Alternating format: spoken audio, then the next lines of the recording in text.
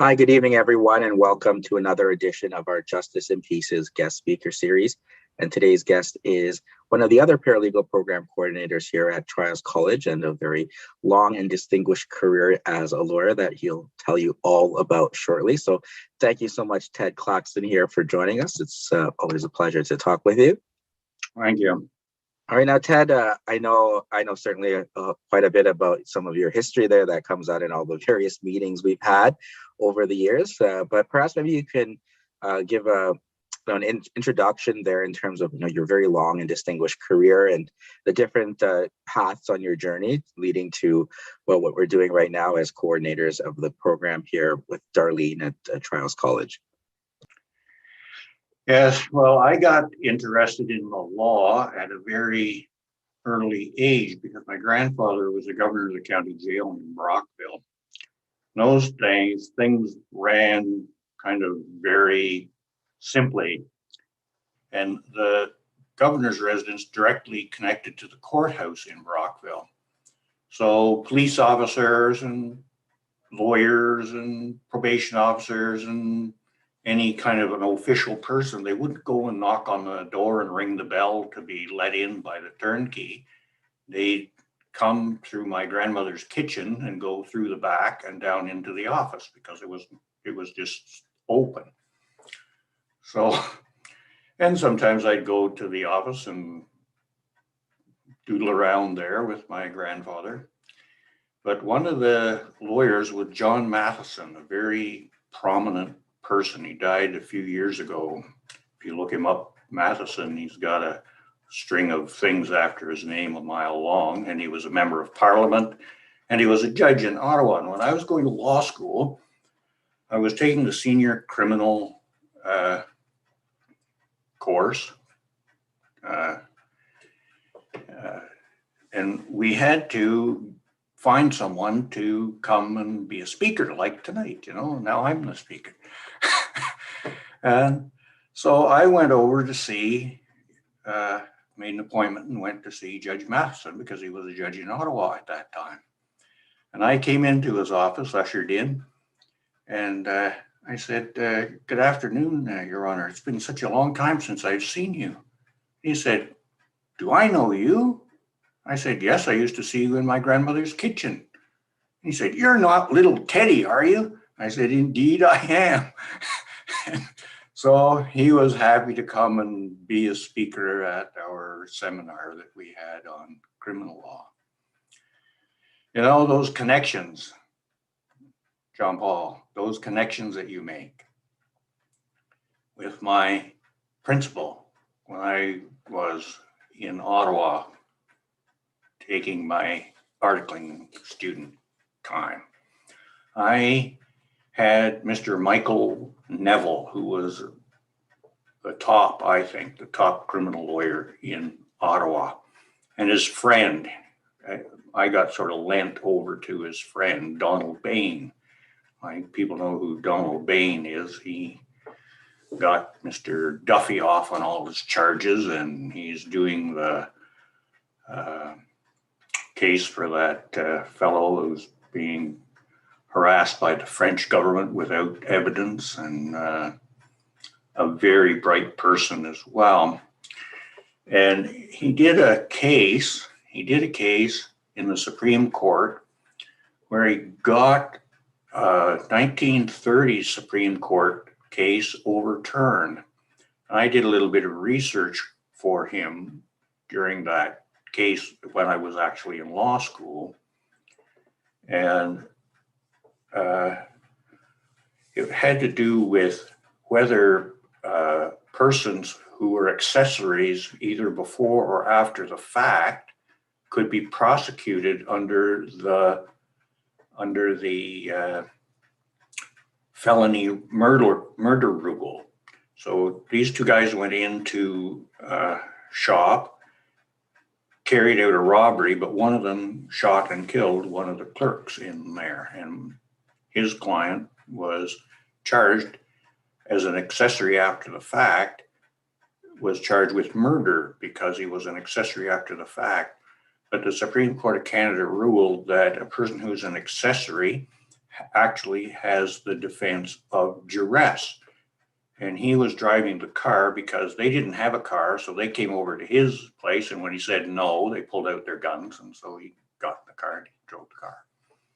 Anyway, so that client was acquitted on appeal. He was convicted at the trial, but based on the 1930s case that said an accessory could be found guilty under the felony murder rule.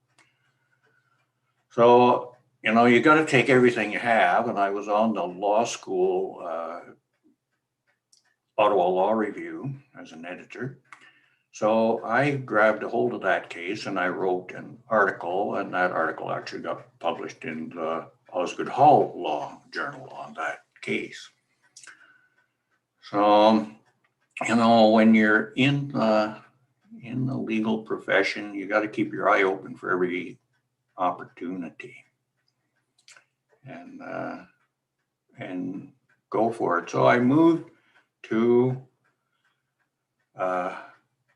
Kitchener when I finished law school. My wife's parents were here and I knew the place, and my family was all out in Alberta, so I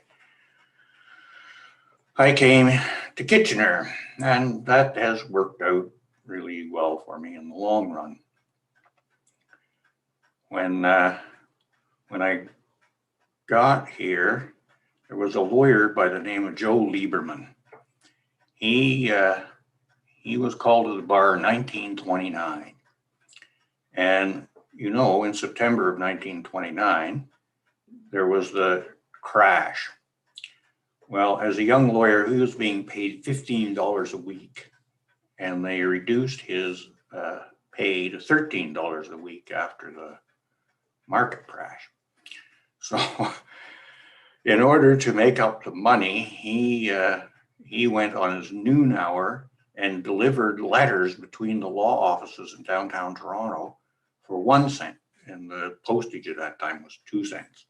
So he made up his $2 a week or more by delivering mail at noon. Shows you that you have to do things. And he was a very, very good lawyer. And being the dean of the bar, because he was the oldest member and the longest serving member of the bar in Kitchener-Waterloo, he had a certain kind of respect. One of the judges there, now gone, was notorious for being late to court, come in 15, 20 minutes late. Well, this one day, Joe happened to be there because he kept on doing criminal cases, minor ones later on, but he gets up when the judge comes in. It's about 20 after 9. Usually start at 9 o'clock. It was 20 after 9. And he gets up and comes to the front of the court, and he looks at his watch like this, and he turns around and looks at the clock at the back of the room, turns back around. The judge said, "Mr. Lieberman, are you having some trouble today?" He said, "Yes, Your Honor. When you're 70, every minute counts." And all the lawyers burst out laughing. The judge got all red-faced. Anyway, he came on time for about 3 weeks, and then after that, he fell back into his old habits of showing up late. So you can have fun in court too if the right thing happens. You learn things along the way. As an articling student, I did minor pleas, and my principal had a plea to do up in Charlotte Lake, but it was on a summary conviction matter. So he asked me whether I would go up there. And I said, "Oh, sure, I'll do that. I'll drive up to Charlotte Lake and see what happens." Anyway, it turned out that the 2 accused persons, they got, I don't know how they contacted me, but they did. They got a hold of me, and said they didn't have a ride up. So I only made that mistake once, and that was it. And then I said I would take them for a ride up to Charlotte Lake. So we get there and we're sitting there in the morning, and I spoke to the Crown Attorney and showed him a letter that my principal sent with me. And he knew him, so he said, sure, put in a plea, be for a fine or whatever. Well, these two guys, they went out and they got plastered at lunchtime. Well, basically, when I told them that the plea was going to be like at 1 o'clock, they left. That was probably around 10:30 or so. So between 10:30 and 1 o'clock, when they came back, they were pretty well hammered. And they were starting to cause commotion. I went out and I told them to sit down and shut up. And the only word they would say is guilty.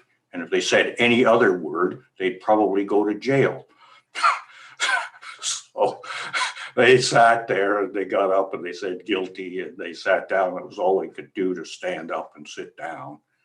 And then they got in the car and they were both drunk and they're yelling at each other and going on.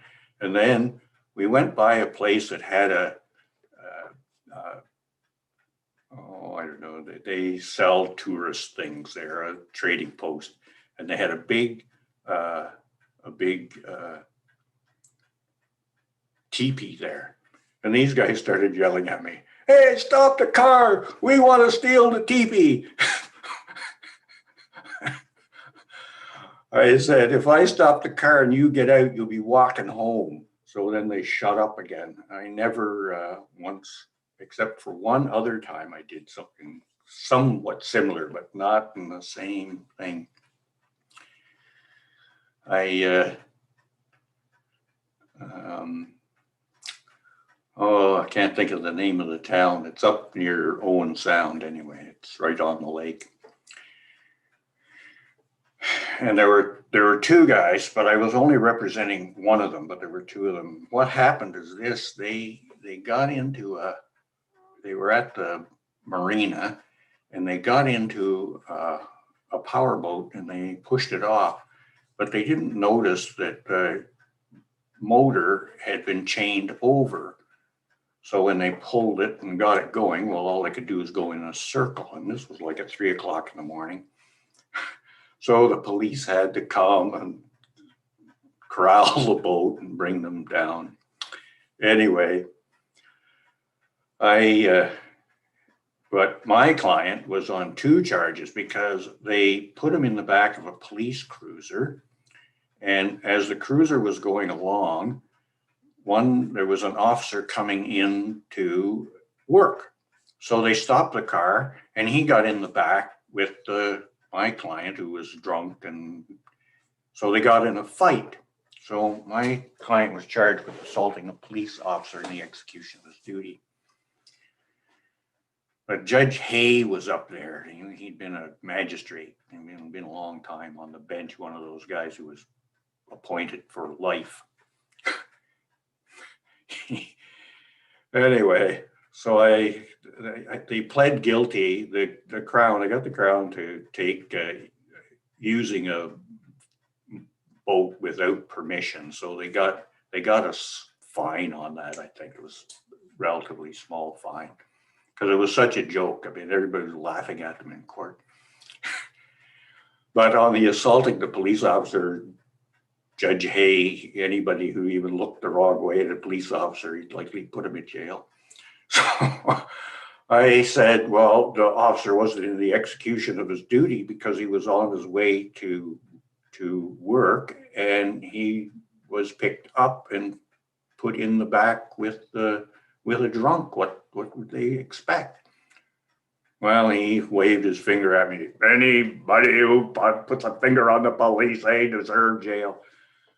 So I thought, oh no, my guy's going to be hammered. But he knew, Judge Hay knew where the line was. So he gave him 10 days intermittent sentence so he could go on weekends. Anyway, so the OPP asked me whether I would drive them back down to Kitchener and bring them to the jail that used to be over in Cambridge. Well, uh, I said, no, I'm not going to do that. And then they said, well, we're all occupied here. Could you take them over to Owen Sound and take them to the jail there? So I hemmed and hawed, but I said, okay. I figured I might get a favor somewhere along the line. So I took them over to Owen Sound and they put them in the jail there. And then the police there said, oh, come on, won't you take him to Kitchener? I said, no. And they said, well, if we put him on the bus, would you get him off the bus in Kitchener and take him down to Cambridge? So I said, all right, I'll do that. Luckily, nothing came of that. I met him at the bus when he called me and took him down to jail. So I guess I had a few hours of police duty in my career. Oh, gosh. Anyway, what else do you want to know about there, John Paul? Let's maybe talk. So I always enjoy story time here with Ted, and I'm sure your students as well probably appreciate that in class as well. So perhaps maybe we can talk a bit more about you made your decision there at some point to get into teaching, and kind of what spurred that on after many years of all these stories in practice, and kind of what brought about that. And I think we were telling me you reconnected with an old law school colleague in that decision as well. So maybe let's tell a little bit about what that decision was and how you found teaching all these years. Yeah, well,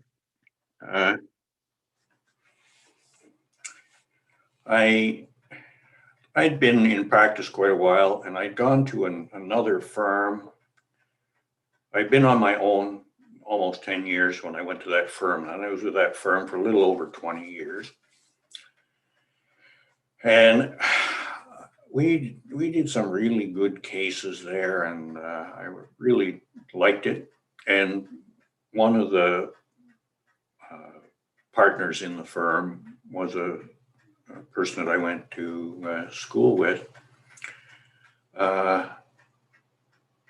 And so after a while, it just wasn't working. So I thought, I'm going to go back on my own. Well, that was a big mistake because things had changed so much in 20 some odd years as being a sole practitioner. And so I thought, well, I'm getting a little older and I just don't want to keep on going. And I couldn't see another opportunity with another firm that I'd like. So I said, well, I'm going to see something different. So I sent out to the university and to the college, Conestoga College, and to Trios a letter saying I'd be interested in teaching. So sure enough, within a few days, I got a call from Trials. So I went down there, and there I was. And 2 days later, they gave me a call and said, well, will you come and do this? And I've got the picture here. This is my, there's too much reflection there. This is my law school class here. And it turned out the first day that I was there, I get a message saying, oh, hey, Ted, glad you're on board. And here it was, one of my classmates who was the head of the paralegal program. So it's a small world. He'd been the lawyer for labor relations with Post Canada and other stuff. And now he got a PhD and he's teaching at York University. So, but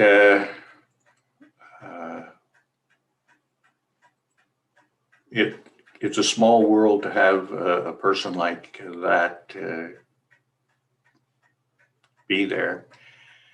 And of course, when I started, we had the continuous teaching with one person. I taught all the courses through the whole thing. There wasn't anyone else there. And I taught law clerks as well. Now we've got a very good person doing the law clerks. I was glad to get out of that. And the Law Society will say, you can't do that anymore. They can't have just one teacher. So we got another teacher in there, Joanne Finn, who was one of the graduates of trials, and she came along and was there for a few years, and now we've got some different people in there that are teaching.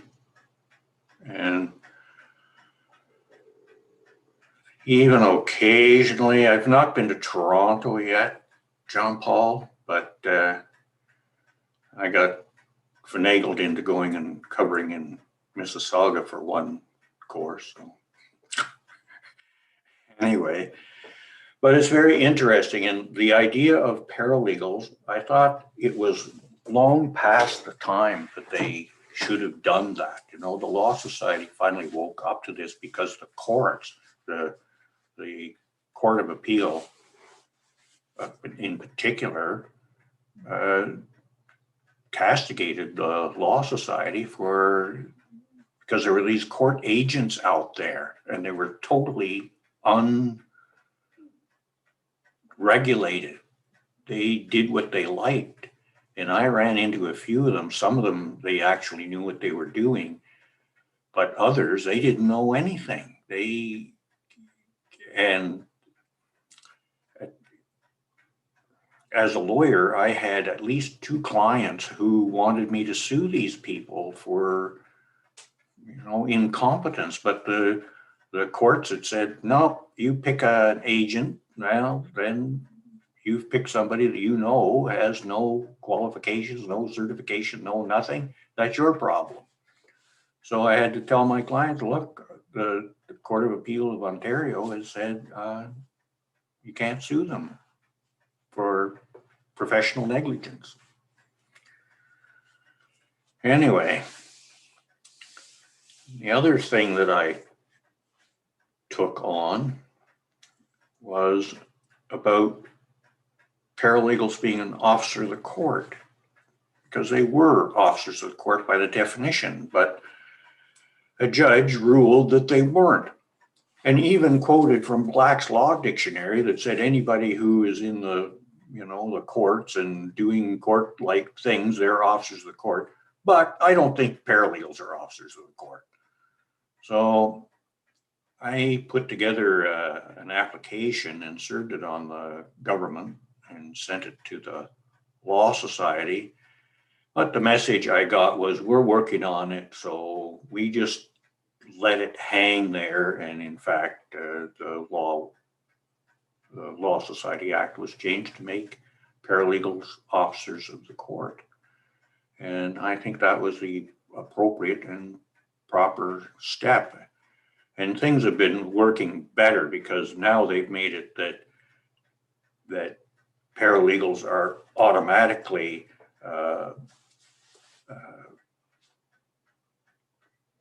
commissioners for oaths, and they can do the same thing as lawyers and apply to become a notary public if they like. So we've got steps in the right direction, but not nearly enough. Under the loans, whatever,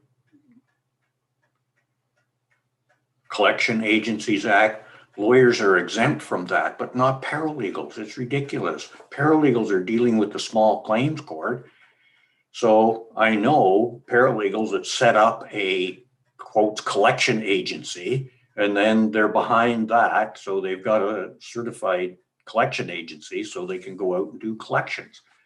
But that's a roundabout thing. They shouldn't have to do that. They're licensees of the Law Society, officers of the court. And why doesn't the government go through all the laws and say, licensee of the Law Society. I've got a former student right now who has been called for jury duty. And it says in the Juries Act, an officer of the court can't be a juror. So, but the provincial jury office says, no, that doesn't apply. The fact that they're an officer of the court under the Law Society Act doesn't apply to the Juries Act. Well, this is complete nonsense. They're completely out of their minds. So I don't know what's going to happen with that, but I've been advocating on behalf of paralegals because I could see what they do, and they're like most lawyers. They're honest, hardworking people trying to do something for others. And if you're not in it, if you're in it for the money, forget it. It's not worth it. Too many headaches, too many problems, too much weight on your shoulders. Yeah, I think it's interesting, certainly that you're doing that. I mean, I think a lot of lawyers don't really have a full grasp of what a paralegal even is, right? I mean, I call it sometimes, it's like from the TV show Suits with Meghan Markle, where she was a paralegal, and certainly outside of Ontario, all of these other jurisdictions where they see a paralegal, they equate it with like a law clerk or a legal assistant, and they don't realize that that there's a whole scope of practice that they can do and be in court and represent people. And I think even if I were to go back a number of years, and when I started teaching, and I didn't quite understand it until I did more about more research there of what exactly they can do. And again, certainly it's an infancy, right, with the regulation starting in 2007. But I think next year is going to be 15 years that there is so much that they're capable of doing. And I think it's great that certainly teaching them and advocating for them as well in the courts and other avenues is great, because they're able to display so much that there really shouldn't be a distinction for a lot of, for within their scope, right? I mean, they could do exactly the same thing that a lawyer can. So I think it's high time that they got that recognition. Yes. Well, I know I take my classes, and I'm sure you do too, to the court. And one day I saw a paralegal. We were in the provincial offenses court with the justice of the peace was there. And I've been around so long, the justice of the peace and the court clerks know who I am. So I come in, they greet me.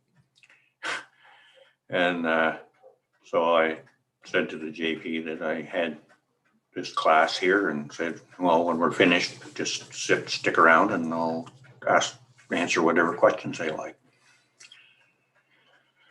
But the first person up was a paralegal, and she was well prepared. She had, I think, 7 pleas and just went through the spiel like clockwork.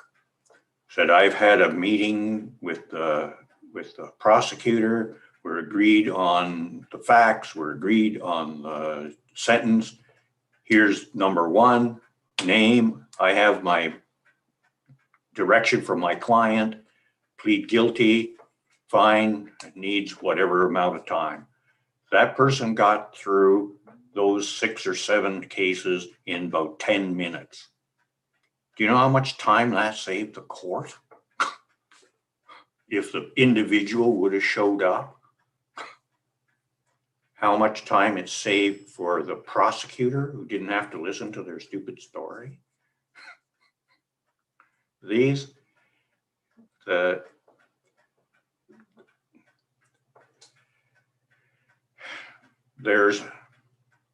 bigger scope of practice out there, and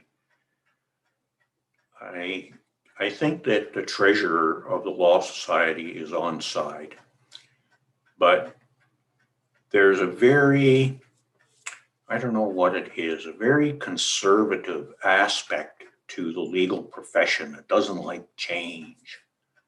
and especially some of the judges who made these, there's at least two that I know of that made decisions that paralegals were not officers of the court. And one of those decisions, the one about the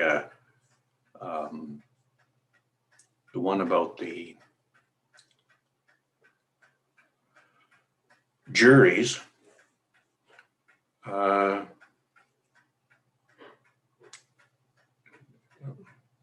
like they had no idea what they were doing. The judge had no idea what they were doing.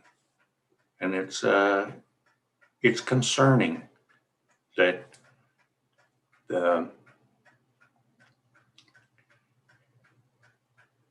they were both Superior Court judges, and they just didn't seem to catch on to it at all.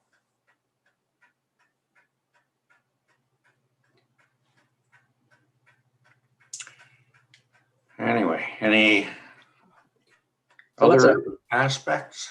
So let's maybe look. I know you're teaching alternative dispute resolution, and I know as well in a few, I think not next week, but the week after, they're going to be talking as part of a panel there with the Treasurer Donnelly from the Law Society and Robert Bird and a number of others about advocacy. But so let's kind of look at that because it comes up certainly in the course there about, in law school, certainly when I went, and I'm sure for you as well, it was always this focus on trial advocacy and preparing for trial and cross-examination. We'd have all the different lawyers would come in and share their tips, and such a great class. I remember with, I think it was Professor Watson at Osgood. But we also forget about the fact that you can avoid going to trial together through negotiation, mediation, or even arbitration. And there's an importance of having advocacy with respect to those avenues. So I know I think you just finished up class today with them about probably arbitration, but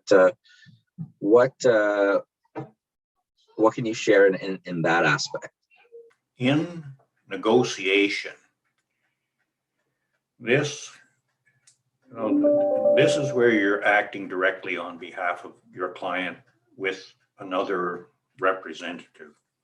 I never like to negotiate with persons who are unrepresented. It's not a good idea, because you have to tell them whatever deal there is here, you've got to go and get independent legal advice, and they don't want to do that. And so I just say, forget it and go to court.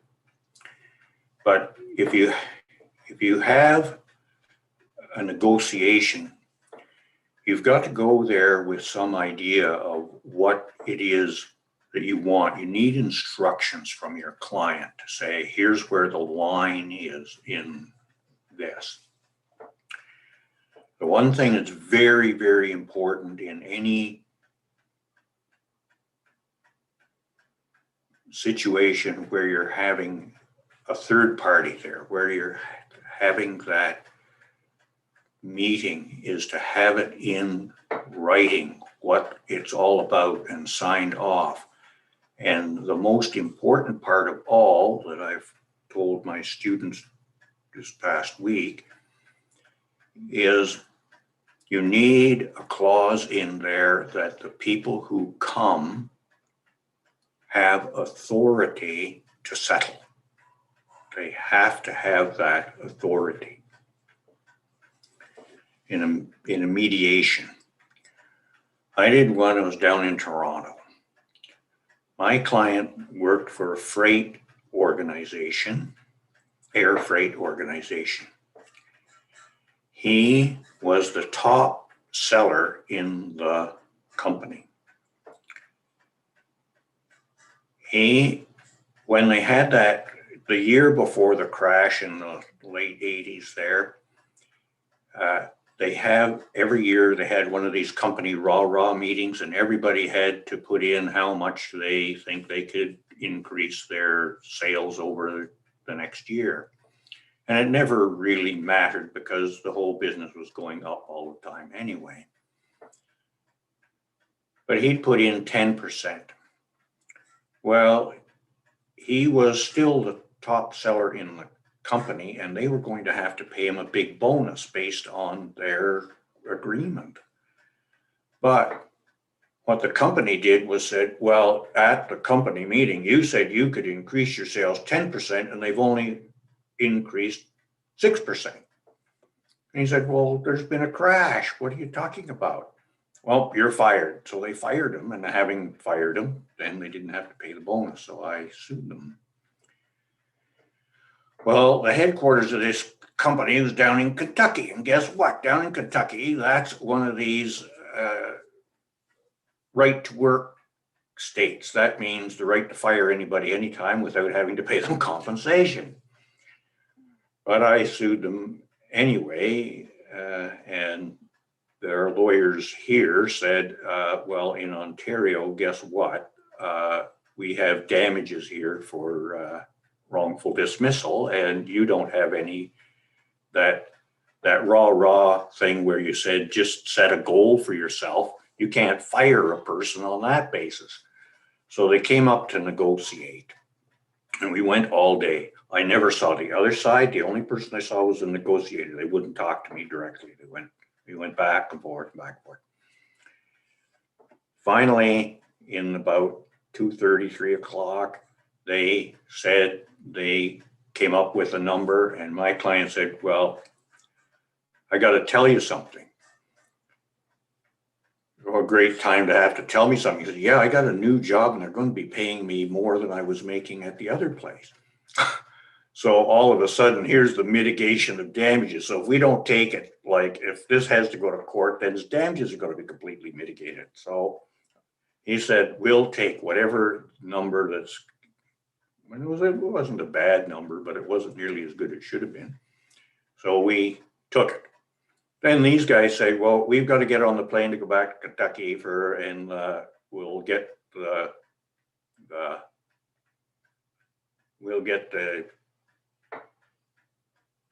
corporate head of the company to sign off on this. I said, oh no, you're not going anywhere. You're going nowhere.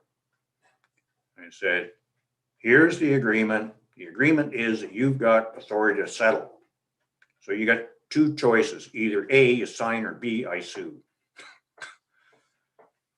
So they got on the phone, I guess, with the guy down in the States, and he was very, very unhappy, but because he would never have signed. He would have gone there and it would have been over, and I know that. So you've got, one of the things is you have to go there with good faith. Those people did not come with good faith. They came with bad faith. They just negotiated until they had to go to the plane. But their lawyers, the lawyers here, they were really good. They told them, he's got a real good case against you, and he'll probably get extra money for all the time we wasted here today, et cetera, et cetera. I'm sure they laid it on them good and thick. But in other cases, it's worked out really, really well, because you have that opportunity to let the sides vent a little bit and then start to work toward the middle.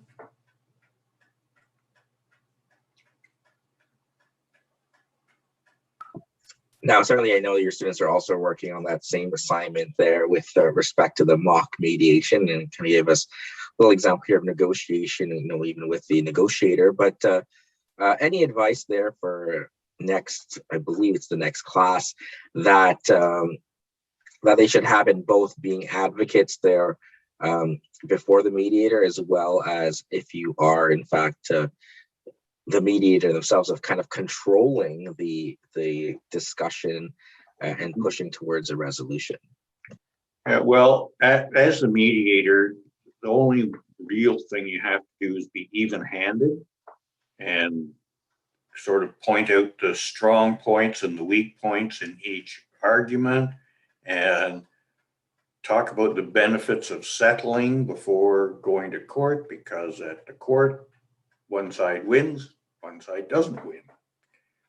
And the opening is always very important, to set that scene and say, well, I have your submissions here, and having looked over them, we have to look at what the opportunities are for different possibilities of settlement, and everybody has to be acting cordially and not get into any shouting matches or anything like that. Just and if you need to talk about something, we can have a caucus, and I'll talk to you privately.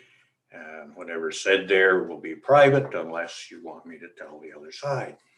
So setting the stage, that's the best thing that the person who's in that chair there should do.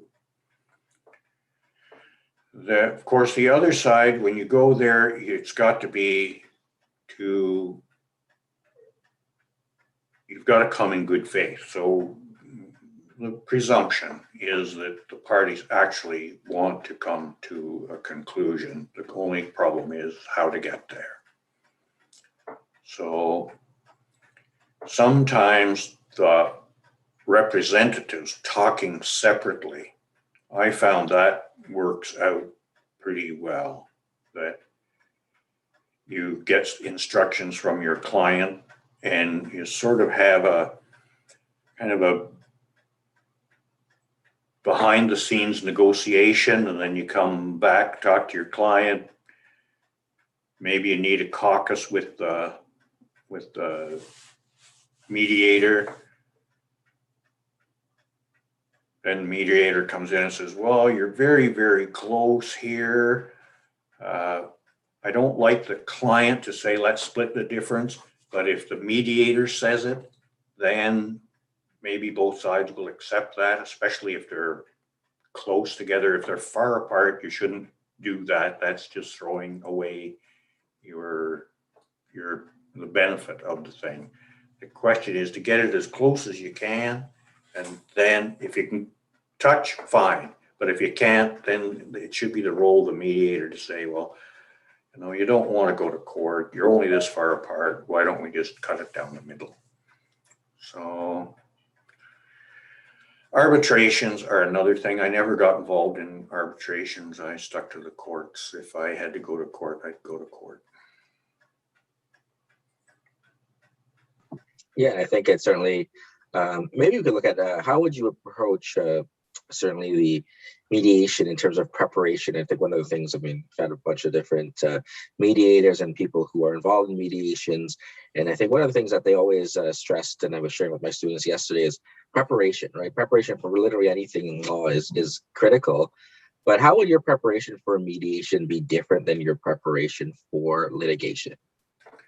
Well, in litigation, of course, you've got to prepare your client for examination and cross-examination. You don't have to do that at a mediation. You're not in that court. The strictures of the court are much different.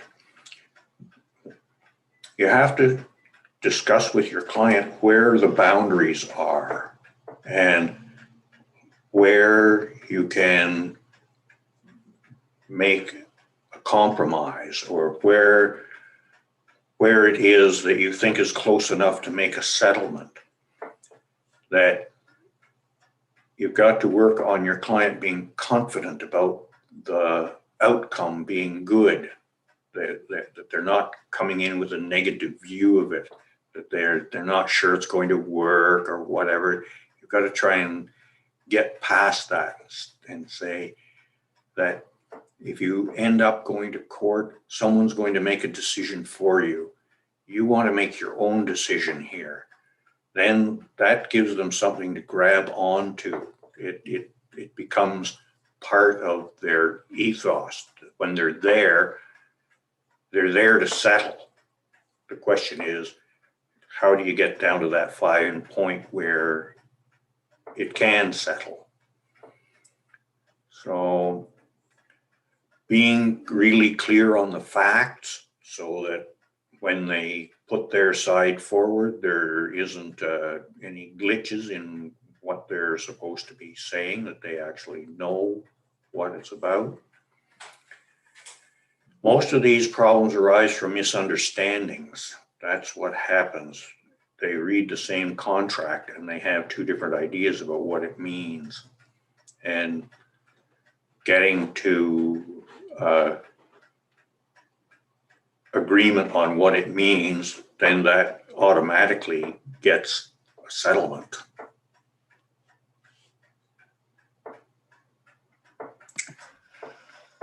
So some great tips there, and I know for those who are listening, certainly I see the clock there is almost signaling me it's time to wrap it up. But again, some great tips there. I know for those who are doing it next week, it's always a great experience. I enjoy watching them. I think students love getting that opportunity to have more practical learning, and I think that's something that we've hopefully strived to do over the last little while. There is giving more opportunities. I think you learn a lot more when you're getting kind of hands-on with the material. It's one thing to listen and learn about the theory and write tests and complete assignments. It's another to replicate what it would be in the real world. And certainly I look forward to it. Well, I went to Brock and took an adult education course after I got started here in Trios. And it was worthwhile because it emphasized heuristic learning, that is learning by doing. And I think that it's very, very important that the students have that opportunity. I couldn't agree more. So Ted, again, as we kickstart here into the long weekend, do you have any final words of advice, certainly for anyone listening? I know obviously some of your students are listening, so they get all your valuable words of wisdom every day in class, but anything you can share in terms of now you have students here who are ready to make the transition from being students. Actually, I see one of your former students is here as well, listening in.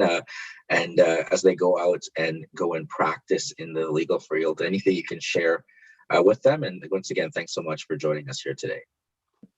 Keep this in mind. The law is an intellectual exercise. That is, you've got to think about everything. You've got to think about the evidence. You've got to think about the law. You've got to get in your mind how that law and evidence works together to come to a solution.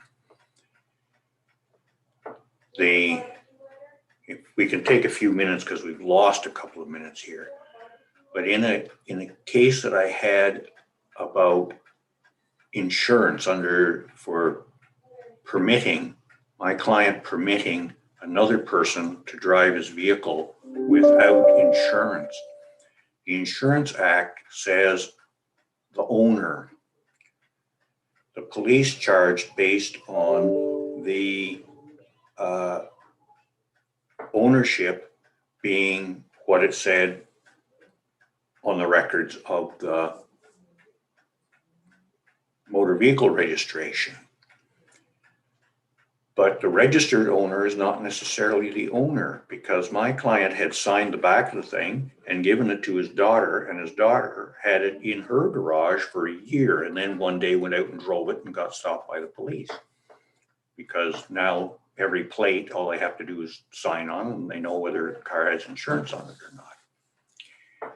But they charged based on the fact that he was the registered owner. But I argued to the judge that ownership is a matter of the common law, and it deals with who had control and the fact that he had signed it over.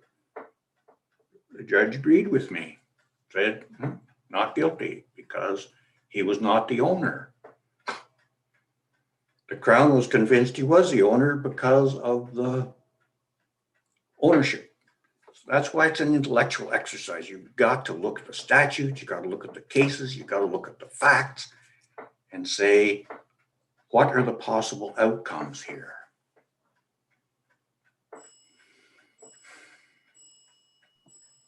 Again, once again, so many great stories here today. And thanks again, Ted, for taking the time and joining us. Certainly look forward to continuing working with you, and I'm sure all your students will appreciate all your wise words of wisdom here, and as well look forward to the remaining classes that they have with you. We're getting to the end for that group of students. I think we are. I think they're almost 2 months away. We're almost into June now, which is coming by very quickly. So it's time for them to start thinking as well about internships and preparing for the licensing exam and getting out into the world and being licensed paralegals, hopefully this time next year. So thanks again, Ted, and everyone, happy Victoria Day weekend. I know we can start doing a little bit more things as of midnight, so try to enjoy it, and we'll see you back on Tuesday next week at 5 o'clock. Okay, take care. Thanks, Dad. Neural here. Oh, hello, Neryl. Nice. Bye, Ted. Amazing you're on here. That's good. You got enough time in the day to listen to.